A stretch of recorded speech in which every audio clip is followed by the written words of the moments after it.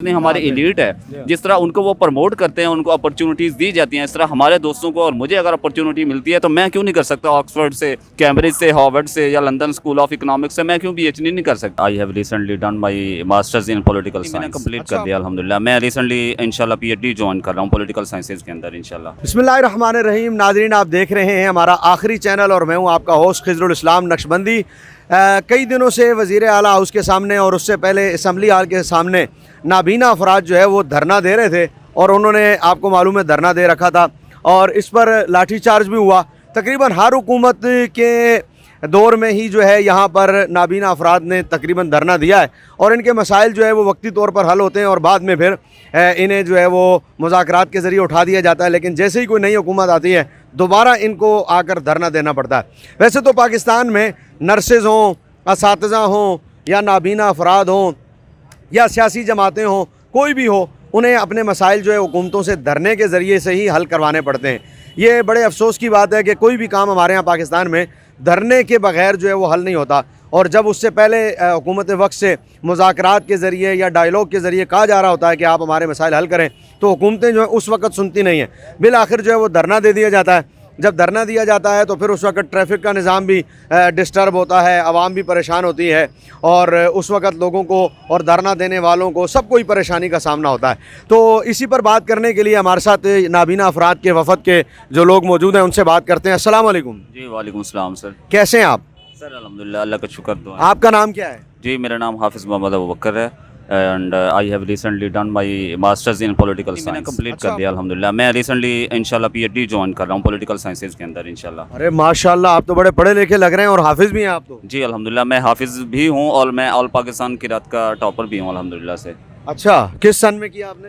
ये 2022 में सर। अच्छा माशाल्लाह। तो आप ये बताएं कि यहाँ आप जैसे पढ़े लिखे और भी हुफ़ाज़ हैं या नाबीना अफराद हैं या इनमें खाली आप सिंगल हैं? नहीं बिल्कुल ऐसी बात नहीं है सर। इसमें मोस्टली जो है ना ग्रेजुएट्स और मास्टर्स कंप्लीट किया हुआ है और चंद एक हमारे दोस्त जो हैं वो फेलोज़ जो हैं वो पीएचडी के भी होंगे, बट इसमें मेजॉरिटी जो है वो मास्टर्स और ग्रेजुएशन की है और ऐसे भी हैं जो बैचलर अभी मतलब जिनका कंटिन्यू हुआ है। तो आप ये बताइए कि यहाँ तो जो पढ़े लिखे लोग हैं, जो बीना हैं, वो भी पीएचडी करके घूम रहे हैं, नौकरियाँ तो उन्हें भी नहीं मिल रही। तो आप जो है वो एक अल्लाह की इस नेमत से, जो बसारत वाली नेमत होती है, इससे महरूम हैं। लेकिन जो पढ़े लिखे लोग हैं वो भी डिग्रियां लेके घूम रहे हैं, उन्होंने तो धरना नहीं दिया, लेकिन आप अफराद ने धरना दिया है। क्या वजह धरने की? देखिए सर, अगर आप देखें ना, स्ट्रगल की एक बात होती है। अगर आपने बात की है कि वो कहते हैं ना कि एक शेर है उर्दू का, कहते हैं कि जी दिल बीना भी कर खुदा से तलब, आँख का नूर दिल का नूर नहीं। तो जाहिर सी बात है, देखें सर, जब हम फील्ड में निकलते हैं ना प्रैक्टिकली, तो जाहिर सी बात है हमें एफर्ट्स करनी पड़ती हैं। जहाँ तक ये बात है कि आपने कहा कि जो नॉर्मल लोग हैं तो वो लोग उस तरह नहीं आते रोड्स पे, तो वो आते हैं। आपने देखा होगा, जैसे आपने अपने इंट्रो में खुद जिक्र किया था, हमारा पैरामेडिकल स्टाफ हो, हमारे मतलब जितने भी कम्युनिटी के लोग होते हैं, जो जितने भी यूनियंस हैं, वो सब लोग प्रोटेस्ट करते हैं। हमारा भी पीसफुल प्रोटेस्ट है, लेकिन हम इसलिए भी आए हैं सर, मैंने अपने हर इंटरव्यू में यही बात की है, हमने कोई एक्स्ट्रा ऑर्डनरी जो है ना गवर्नमेंट से कोई ऐसी डिमांड नहीं रखी। हमारी डिमांड सिंपल सी ये थी कि हमारे जो स्पेशल पर्सनस का कोटा है, उनकी जो सीट्स वैकेंट पड़ी हैं, आप उस पर जो बैन है, बैन को ख़त्म करें, हमारे लोग ऑटोमेटिकली एडजस्ट हो जाएंगे उसमें। और उसकी दूसरी सर रीज़न ये है कि पाकिस्तान जैसे मुल्क के अंदर स्पेशल पर्सनस की जो एजुकेशन होती है उसको लेके कोई फैसिलिटीज़ नहीं है। मैंने जिस वे में एमफिल किया, ये अभी जो है मैं पीएचडी ज्वाइन करने जा रहा हूँ, मुझे पता है कि पाकिस्तान में कितनी मुश्किलात फेस करनी पड़ती हैं। मैंने सिर्फ ये नहीं किया सर, मैंने पाकिस्तान की वर्ल्ड टाइम इंस्टीट्यूट है इसी मॉल रोड पर आगे जाके जिम खाना में, वहाँ से मेरा CSS का कोर्स भी कम्प्लीट हुआ है। तो बात यह है कि जब हमें फैसिलिटीज़ नहीं होती उस तरह आती, तो जाहिर सी बात है फिर हमें पढ़ने में या एग्ज़ाम में अटेम्प्ट करने में डिफरेंट डिफ़िकल्टीज़ फेस करनी पड़ती हैं। अभी तक आपको कोई नौकरी मिली है या बिल्कुल भी नहीं मिली आपको अभी तक? नहीं सर, अनफॉर्चुनेटली मुझे अभी तक कोई ऐसी जॉब नहीं मिली। प्राइवेट सेक्टर में भी हमने ट्राई किया है, हमने लोगों को अप्रोच किया है, सोशल वेलफेयर को, कि हमारा प्राइवेट सेक्टर में देखें, हम कहते हैं जी हमारी इकॉनमी बहुत डैमेज है, हम कहते हैं प्राइवेट सेक्टर में आप हमें कोशिश करें एडजस्ट करने की by according to our qualification, लेकिन प्राइवेट सेक्टर में उस तरह एक्सेप्टेंस नहीं है। तो मेरे ख्याल से अगर गवर्नमेंट लोगों को गवर्नमेंट जॉब्स नहीं दे सकती तो उनको चाहिए कि वो उनको प्लेस किया जाए प्राइवेट सेक्टर में। तो ये उनकी नाकामी है कि वो अपनी जो पॉलिसीज़ हैं वो उस पर इम्प्लीमेंटेशन नहीं करवा सकते, बजाय इसके कि वो हमें कोसें कहें जी आप लोग हम पे जो है ना क्यों आ जाते हैं प्रोटेस्ट करने के लिए, हम तो पीसफुली बैठे हुए हैं। तो हम कहते हैं अगर आपकी इकोनॉमी सफ़र कर रही है, अगर आप लोग हम लोगों को जो है ना उस तरह अकोमोडेट नहीं कर सकते, तो आप फिर प्राइवेट सेक्टर को इनकरेज भी करें, उनको अवेयर भी करें और अपनी पॉलिसीज़ को इम्प्लीमेंट भी करवाएं। अब मेरे जैसा बंदा जो पीएचडी की फॉरेन स्कॉलरशिप का वेट कर रहा है, तो आप देखें ना कि अगर वो मुझे ये अपॉर्चुनिटी दें तो मैं इस पर रिसर्च भी कर सकता हूँ पॉलिटिकल इकोनॉमी पे, और अच्छी यूनिवर्सिटी से मैं भी जाके PhD कर सकता हूँ। जिस तरह ये हमारे ब्यूरोक्रेसी के बच्चों को, या बाकी जितनी हमारी एलीट है, जिस तरह उनको वो प्रमोट करते हैं, उनको अपॉर्चुनिटीज़ दी जाती हैं, इस तरह हमारे दोस्तों को और मुझे अगर अपॉर्चुनिटी मिलती है तो मैं क्यों नहीं कर सकता? ऑक्सफोर्ड से, कैम्ब्रिज से, हार्वर्ड से या लंदन स्कूल ऑफ इकोनॉमिक्स से मैं क्यों PhD नहीं कर सकता? ख्वाहिश तो आपकी बहुत अच्छी है और बातें भी आपकी बहुत अच्छी हैं, लेकिन क्या आपसे हुकूमत ने कोई राब्ता किया है अभी तक, या सिर्फ लाठीचार्ज ही किया है? सर लाठीचार्ज जो है वो तो इन्होंने दिल भर के किया, लेकिन जब इन्होंने ये देखा कि अल्टीमेटली ये लाठीचार्ज के बावजूद भी ये लोग जो है ना ये डिटर्मिन है और इनके हौसले पस्त नहीं हो रहे, तो फिर मीडिया के, हमारे दोस्तों की, आप सबकी सपोर्ट जो है ना, ये फिर जो है ना उनको मजबूर हो गए कि हम यहाँ तक पहुँचे। लेकिन उसके बाद प्रैक्टिकली उनके कोई इस तरह हाई ऑफिशियल जो है वो हमारे पास कॉन्टेक्ट में नहीं आए। हाँ, 2 दिन पहले ज़रूर जो है उन लोगों ने मीटिंग की, वो एक जिसे कहते हैं ना उर्दू में ज़बानी जमा खर्च, वो हुई कि जी हम आप लोगों की जितनी डिमांड्स हैं ये जायज़ हैं। असल में उनका मकसद ये था कि आप लोगों को हमें मूव करवाया जाए यहाँ से रोड से, तो लेकिन हमने उनके सामने यही बात रखी थी कि देखिए जितनी भी हमारी पब्लिक है फॉर दी सेक ये जॉब्स के लिए आए और इनका एक जायज़ मुतालबा है, हम जो भी निगोसिएशंस आपके साथ हुई हैं हम उनके सामने रखेंगे। अगर वो लोग इस चीज़ से एग्री करते हैं तो देन वी विल मूव इंशाल्लाह, अदरवाइज वी विल नॉट। आप ये बताइए कि अगर आपकी ये डिमांड पूरी नहीं होती तो क्या फिर भी आप अपनी तालीम पूरी जारी कर रख सकेंगे? सर देखें, इट इज़ हार्ड टू से, जाहिर सी बात होती है सर, आपको पता है कि इकोनॉमिक्स मतलब इकोनॉमी जो है, फाइनेंस है, ये बहुत ज़रूरी होता है एजुकेशन के लिए। देखें ना, और PhD लेवल की, ये कोई दूसरी, चौथी, 5वीं, 10वीं क्लास का तो है नहीं सर। PhD के लिए आपको पता है आपको डिफरेंट जगहों पर विजिट करना पड़ता है, आपको इंटरव्यूज़ करना है, रिसर्च के मामलों को, बाकी सब चीज़ों को लेके, तो ये कोई ऐसी चीज़ नहीं है। आप मुझे गवर्नमेंट हमारी जितनी हमें अपॉर्चुनिटीज़ दे, जितना हमें फैसिलिटेट करेगी, उतना अच्छा हमारा थीसिस होगा, रिसर्च वर्क होगा, जो कि पाकिस्तान के लिए बहुत अच्छा साबित हो सकता है। और मैं आपको ये बता दूँ कि मेरा जो मास्टर्स का रिसर्च थीसिस था वो इसी चीज़ पे था कि कंपैरेटिव एनालिसिस किया मैंने नेशनल और इंटरनेशनल पॉलिसीज़ का for the person with disabilities. तो जाहिर सी बात है मुझे खुद बहुत सी ऐसी चीज़ें सामने आई जब मैंने रिसर्च के इंटरव्यूज़ किया लोगों के, कि जो मुझे पहले पता नहीं थी। आप तो रेडियो पाकिस्तान में भी रहे थे? सर मैं बिल्कुल 2021 से रेडियो पाकिस्तान के साथ स्टिल जो है मैं काम करता हूँ। आपको जॉब तो फिर मिली? आप कह रहे थे मुझे कोई जॉब नहीं। नहीं सर, वो रेडियो पाकिस्तान के साथ मेरा बेसिकली ये स्टार्ट हुआ था, मैंने उनको एज ए एम्प्लॉय ज्वाइन नहीं किया था। उनको जब पता चला कि ये बंदा जो है पॉलिटिकल साइंसेज के अंदर जो है ना ग्रेजुएशन कर चुका है, तब मैं मास्टर्स स्टार्ट किया था। तो उन लोगों ने जो है ना फॉर दी सेक ऑफ मुझे इंटरव्यू या इस वे में बुलाया। जब उन लोगों ने मुझसे मिले और पोटेंशियल देखा, और फिर मैं पाकिस्तान में क्योंकि क्विज का विनर रहा रेडियो पाकिस्तान में जब, तो फिर उन्होंने जो है मुझे रिक्वेस्ट की कि हमारे जो डिफरेंट प्रोग्राम्स होते हैं डिफरेंट प्लेटफॉर्म के, उनमें आप आया करें, आप हमें ज्वाइन किया करें, एज अ गेस्ट आए, आप हमारे साथ बोलें, डिस्कशन करें इस वे में, ना कीजिए। और वो भी रेडियो पाकिस्तान ने इसलिए बुलाया कि हमें इससे बूस्ट मिलेगा कि देखिए हम लोगों को प्रमोट कर रहे हैं, नॉट फॉर दिस कि वो मुझे जो अकोमोडेट करना चाहता है, तो मैं इसको भी क्लियर कर दूं कि ऐसी कोई उनको मोहब्बत नहीं थी मुझसे कि उन्होंने मुझे सैलरी वगैरह देते रहे हैं फॉर दी। हाँ जी, बहुत अच्छे। और भी लोग हमारे साथ हैं। हाफिज साहब ने बड़ी अच्छी गुफ्तगू की, आपने सुनी, इंशाल्लाह और भी गुफ्तगू करते हैं हमारे साथ। तो आप बताएं कि आप पर जो लाठीचार्ज हुआ वो कहाँ हुआ था? यहाँ हुआ था या वहाँ पर असेंबली हाल के सामने? जब हम असेंबली हाल से पहला हमारे ऊपर 2 लाठीचार्ज हो चुके हैं। पहला लाठीचार्ज हुआ था जब हमने प्रेस क्लब से मूव किया था यहाँ पे असेंबली हाल की तरफ। अच्छा। तब हम पे हल्का फुल्का लाठीचार्ज हुआ था, इतना ज़्यादा नहीं हुआ था, 5-7 बंदों को सिर्फ चोट वगैरह लगी थी। अच्छा। लेकिन हमने जब वहाँ से मूव करना चाहा CM हाउस की तरफ, क्योंकि CM हाउस में तब मौजूद थी मरियम बीबी साहिबा और नवाज शरीफ साहब, ठीक है ना। यहाँ पे हमने मूव करना चाहा तो रास्ते में फिर हमें रोका गया। बहुत ज़्यादा मुज़ाहिमत हुई? जी, बहुत ज़्यादा मुज़ाहिमत हुई। चिड़ियाघर के मुकाम पे जहाँ पे बाग़ जना है, वहाँ पे मैं रोका गया गवर्नर हाउस के सामने। वहाँ पे हम पे तशद्दुद अच्छा खासा टिका के जिसे कहते हैं ना। आप ये बताएं कि नज़र तो आ नहीं रहा होता, काफ़ी सारे लोग जो है वो देख भी नहीं पा रहे होते, तो लाठीचार्ज जब होता है तो उस वक्त तो हम जैसे लोगों को भी काफ़ी ज़्यादा मोहतात भी होना पड़ता है, शेल आ रहे हैं, हम उससे बचते हैं। आपके अफराद जो है इस सूरत हाल का मुकाबला कैसे करते हैं? देखें, हमारे जो अफराद हैं उनमें सबसे पहले हिम्मत बहुत ज़्यादा है, ठीक है। दूसरा, हमारे अंदर 3 कैटेगरीज होती हैं। एक होती है B1 जिसको बिल्कुल नज़र नहीं आता, दूसरे पार्शियल ब्लाइंड जिनको थोड़ा थोड़ा मूव कर सकते हैं, तीसरे लो विजन, ठीक है, जिनको अच्छा खासा नज़र आता होता है, थोड़ी एक आपके डिस्टेंस तक। B2 कहते हैं आप? B2 कहते हैं पार्शली को। अच्छा। जो पार्शली होते हैं उनको B2 और B3 उनको कहते हैं जिनको अच्छा खासा नज़र आता है, जिससे वो मूवमेंट अपनी बासानी कर सकते हैं और दूसरों को भी मूव करवा सकते हैं। अच्छा, ठीक है। B2 में आते हैं? B3 में वो आते हैं। B2 में वो जो होते हैं वो खुद मूव कर सकते हैं। अच्छा जी। B2 में वो लोग आते हैं तो जो बिल्कुल नहीं देख सकते, जब शेलिंग होती है या लाठीचार्ज होता है, उन बेचारों की उस वक्त कंडीशन क्या होती है?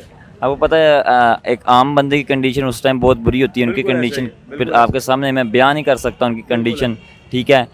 मेरे अब अंगूठे का हाल भी और मेरे हाथ के हालात भी आप देख सकते हैं, ठीक है। अब तो काफ़ी बेहतर है क्योंकि 3-4 रोज़ गुजर गए हैं, ठीक है। इस कैटेगरी में आप कहाँ आते हैं? मैं B2 में आता हूँ। ठीक है, तो जो लोग ऐसे हैं जो B3 आपने जिनका बताया कि बिल्कुल नहीं देख सकते, तो वो फिर B1 जो बिल्कुल नहीं देख सकते, वो लोग फिर धरने के बाद इसके लाठीचार्ज के बाद छोड़ के चले जाते हैं डिसार्ड होके, या वो भी उनके जज्बे भी सलामत रहते हैं? माशाल्लाह उनके जज्बे हमसे ज़्यादा सलामत है। अच्छा हम तो फिर भी देख लेते हैं कि कहाँ लग रही है कहाँ नहीं लग रही, वो लोग देख नहीं सकते कि कहाँ हमें लग रही है या कहाँ नहीं लग रही, ठीक है। लेकिन वो डंडा खाने के बाद भी, मुक्के ठुड्डे खाने के बाद भी, बावजूद भी वहाँ पर टिके हुए हैं। आप यहाँ पे अक्सर लोग देख सकते हैं जिनके बाजू भी टूटे होंगे, जिनके चोटें भी लगी हैं, लेकिन वहीं पे बैठे स्टिल वहीं पे। साथ आप बताइए कि पिछले दौरे हुकूमत में भी जो धरने होते रहे, क्या आप उनमें भी मौजूद रहे हैं? जी बिल्कुल, मैं काफ़ी देर से अटैच हूँ इनके साथ।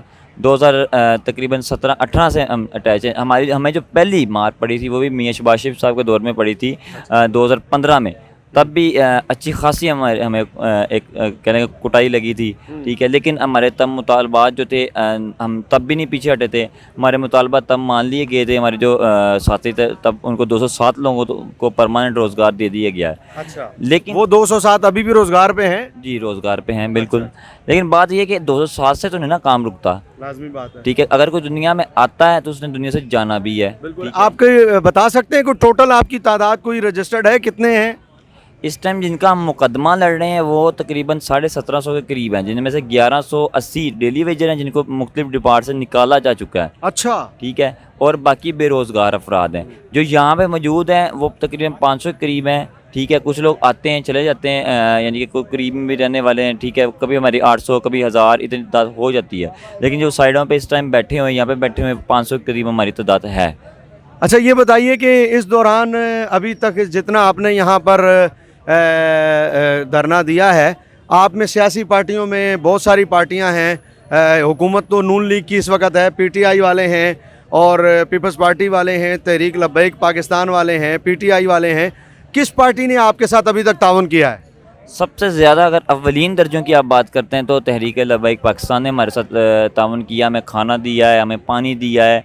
एक दफ़ा नहीं, मतलब बार हमें खाना पानी दे चुके हैं। उसके बाद हमारे साथ रज़ाकाराना तौर पे भी हमें सपोर्ट देते रहते हैं, ठीक है। फिर एक अहले हदीसों की जमात है, मेरा नाम नहीं उसमें ज़हन में आ रहा है, जमात दावा का दूसरा विंग ही जिसे हम कहते हैं, वो कल हमारे पास तशरीफ़ लेके आए थे। उन्होंने हमें पानी शानी दिया है, ठीक है। यहाँ तक कि हमारे पास गैर मुस्लिम भी तशरीफ़ लेके आ चुके हैं। उन्होंने भी हमारे साथ वादा किया कि अगर सोमवार तक हमारा प्रोटेस्ट जारी रहता है तो वो खुद अपनी सलीबें उठा के यहाँ पे आएंगे और हमारे साथ बैठेंगे। तो आप तहरीक लब्बैक पाकिस्तान से जो इतने मुतमईन हैं और आप कह रहे हैं कि उन्होंने बहुत ज़्यादा ताउन किया है, उनके कौन अफराद आपसे मिले? किसी का नाम बता सकते हैं कि कोई आया हो, हम उनका भी इंटरव्यू लें?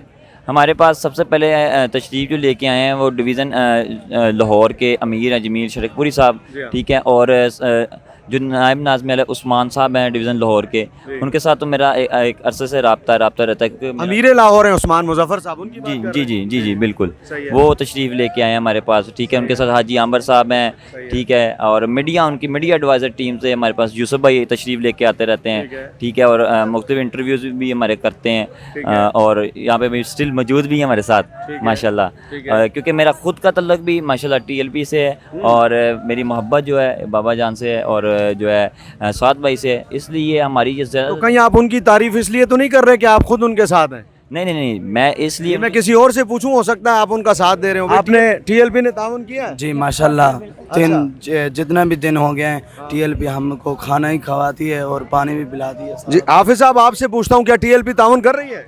जी बिल्कुल कर रही है। मेरे ख्याल से ये 3-4 दिन पहले मैंने जब गिला किया अपने मीडिया के इंटरव्यू के अंदर कि हमारे यहाँ जितनी भी पॉलिटिकल पार्टीज़ हों या डिफरेंट यूनियंस हों, वो बहुत से लोगों में इस तरह की अपॉर्चुनिटीज़ में वो जाते हैं, लोगों के साथ सॉलिडेरिटी करते हैं। हमारी अपनी मरियम बीबी जो है ना, जब बलोच स्टूडेंट फेडरेशन थी, जब वो रोडों पे थी तो मैं मोहतरमा खुद जाके उनके साथ बैठा करती थी और मैंने गिला किया था। तो जाहिर सी बात है, लेकिन ये बात, इस बात में कोई शक नहीं है कि ना सिर्फ हमारी ये TLP हो, हमारे कल मरकज़ी मुस्लिम लीग के भी दोस्त आए हुए थे, इसी तरह मिल्लत मसीही का, लेकिन जो ज़्यादातर यानी कि जो सॉलिडेरिटी शो की है वो TLP ने बिल्कुल किया है, और हम उसको जो है ना इस चीज़ को अप्रिशिएट और इनकरेज करते हैं। देखें बात ये होती है कि इरिस्पेक्टिव के आपका हमारा कोई पॉलिटिकल जो है ना वो है, जाहिर सी बात है स्पेशल पर्सन के साथ लोग इसलिए भी इंगेज नहीं करते ज़्यादा। जितने भी हमारी मेन स्ट्रीम मतलब यूनियंस कह लें या पॉलिटिकल पार्टीज़ कह लें, वो ये समझते हैं कि हमारा क्योंकि इनके साथ कोई पॉलिटिकल इंगेजमेंट नहीं हो सकता या पॉलिटिकल कैपिटल हमें गेन नहीं होगा क्योंकि ये स्पेशल पर्सन है, इन्होंने कहाँ जाकर हमें सपोर्ट करनी है। एक्चुअली उनका वो पर्सपेक्टिव होता है। लेकिन ये जो मैंने जिक्र किया TLP हो या जो बाकी हमारे दोस्त थे, इन्होंने बजाय इसके इस चीज़ को देखते कि हमारा पॉलिटिकल गेन यहाँ होगा कि नहीं होगा, उसके बावजूद ये लोग आए हैं हमारे साथ सॉलिडेरिटी शो की है, तो मैं समझता हूँ इट्स इनकरेजेबल हमारे लिए, हमारी एनर्जी बूस्ट हुई है सर। Thank you. आखिर में ये बता दें कि आपके मुतालबात हैं क्या, आखिरी हमें ये पता लगे कि आप चाहते क्या हैं और कोई किसी हद तक उस पर अमल हुआ कि नहीं, साथ ये बताएं। सबसे पहले हमारा जो फर्स्ट मुतालबा जिस पे आज तक का डेडलॉक बरकरार है, हमारे जो बेरोज़गार साथी हैं उनको रोज़गार दिया जाए, चाहे वो 664 की एक फिगर है जिसको मुख्तलिफ डिपार्ट से निकाला गया है, चाहे वो ये नए बेरोज़गार हैं, ठीक है। दूसरे नंबर पर हम चाहते हैं कि हमारे जो सीटें गवर्नमेंट दबा के बैठी हुई अरसा दराज से 4-5 साल हो गए, उसने कोई सीट नहीं स्पेशल पर्सन की निकाली है। अच्छा। उसको निकाला जाए। ये बैंड हुआ है आपका कोटा? जी बैन लेफ्ट हुआ है। अच्छा। बैन हमने कहा कि इस असम्बली भेजे जाए, इसको बैन लेफ्ट किया जाए। अच्छा। ठीक है। और इसके हमारी जितनी भी सीट्स हैं 2500 के करीब जो है ना डिसेबल लोगों की 7,500 टोटल सीट बनती हैं, जिसमें से 2500 सीटें ब्लाइंड लोगों की बनती हैं। हमने कहा उन 2500 सीटें निकालें, जो हमारे 1700-1800 लोग हैं उनको वहाँ पे लगाएं। ये दूसरा हो गया जी। नंबर 3 पे हमारा जो है कि हमारे एक गाइड अलाउंस है कि हमारे दूसरा जो पर्सन होता है वो हमें गाइड करता है, उसका एक अलाउंस होता है जो हमें मिलता है। हम चाह रहे हैं कि वो 6000 किया जाए और तमाम नबीना अफराद को जितने भी परमानेंट है उनको दिया जाए। वो पहले कितना है? वो पहले 1000 है, लेकिन वो 121 लोगों को सिर्फ मिल रहा है। आप कहते हैं 6000 होना चाहिए। 6000 हो और 3600 नबीना अफराद तमाम को मिले। सही है। ठीक है। और नंबर 3 पे अगला जो हमारा मुतालबा है वो ये है, नंबर 4 पे सॉरी, कि हम जितनी भी हाउसिंग स्कीम्स हैं, स्टूडेंट स्कीम्स आती हैं, उनमें हमें कोटा दिया जाए 5%। सही है। ये आसान से और अहम मुतालबात। तो अभी तक किसी ने रब्ता किया है? कुछ मुतालबात माने गए आपके? हमारे साथ पहले DG सोशल वेलफेयर ने रब्ता किया था, फिर सेक्रेटरी ने, फिर मिनिस्टर ने, क्योंकि हमें ये हर बार लॉलीपॉप देते रहते हैं। ठीक है। इस दफ़ा हमने कहा कि नहीं, हमने आपके लॉलीपॉप पे नहीं आना, या तो CM साहिबा अगर तईद करनी है तो CM साहिबा खुद आएँ यहाँ पे या फिर हमें बुलाएं, या हमें तीसरा ये कि प्रेस रिलीज़ जारी करें कि हमने इनके मुतालबात मान लिए हैं, लिहाजा ये अपने घरों को चले जाए, हम इतने टाइम के अंदर इनके मुतालबात को हल करेंगे। ये अपने लेटर पैड पे जारी करें या प्रेस रिलीज़ जारी करें। ठीक है। फिर ही हम यहाँ से उठेंगे जी। ये जो मीटर हैं। आपका नाम क्या है? मोहम्मद अशरफ जी। बोले अशरफ भाई। सर जी मैं पार्शली हूँ, B2 में हूँ। अच्छा। और सर जी मैं कहना चाहता हूँ कि ये जो मीटर पे बिल देते हैं, हाँ। इसमें जो टेलीविज़न का बिल है, हाँ। वो दे दिया जाता है। हाँ। अगर इसी तरह ही ये ब्लैंड का बिल बना के एक मीटर के ऊपर 5 रुपए लगा दें कि ये हमने देने हैं ब्लाइंड पीपल को, तो वो कोई भी ऐसा इंसान नहीं होगा मेरे ख्याल से कि वो इनको नहीं देगा। अरे भाई अशरफ साहब की ये बात तो बहुत ही समझ में आने वाली है कि जहाँ इतने सारे टैक्सेस हम पे कर रहे हैं और इतना बोझ हम उठा रहे हैं, वहाँ इन अफराद के लिए 5 रुपए का बोझ अगर हम उठा लें तो ये कोई ऐसा बोझ नहीं है कि जो कि इतना ज़्यादा हो। और मेरे ख्याल में इसको सारे तस्लीम कर लेंगे। और ये बात इनकी B2 में इनका शुमार होता है अशरफ साहब का, और ये बहुत अच्छी बात है जो कि वाक़तन मुझे भी समझ में आई है कि हर हुकूमत में ही आकर इन्हें धरना देना पड़ता है। और इस बोझ को अगर हुकूमत डिवाइड करना चाहे तो फिर यकीनन डिवाइड करके मसले का हल निकाल सकती है। जितनी भी हुकूमतें आई हैं तकरीबन हर हुकूमत में इन्होंने धरना दिया है और इनके मुज़ाकरात हुए हैं, लेकिन बाद में फिर इन्हें नई हुकूमत में आकर दोबारा धरना देना पड़ता है, क्योंकि वक्ती तौर पर मुज़ाकरात करके इन्हें उठा दिया जाता है और दोबारा बाद में जो है वो फिर जब ये लोग आते हैं तो फिर इन्हें मुज़ाकरात के ज़रिए ही बातचीत करके या फिर लाठीचार्ज करके कोई ना कोई ऐसा ज़रिया अपनाया जाता है, लेकिन इनके मसाइल हल नहीं किए जाते। तो अशरफ साहब की ये बात यकीनन काबिल तवज्जो है और समझने वाली है कि अगर ऐसा कर लिया जाए तो इससे इनके मसाइल का हल यकीनन निकल सकता है। नाज़रीन, आखिरी चैनल से अपने मेज़बान खिज़रुल इस्लाम को दीजिए इजाज़त। हमने एक शेर हासिल गुफ्तगू की जिसमें हमने आपको बताया कि इनके मुतालबात क्या हैं, इन्होंने अपने मुतालबात पेश किए और आपने मुतालबात सुने।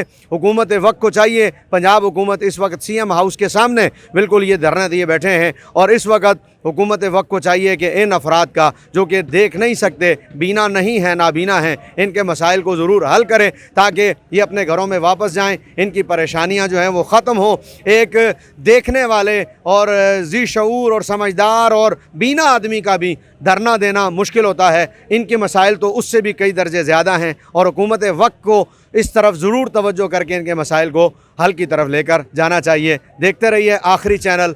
आदाब अर्ज़ है।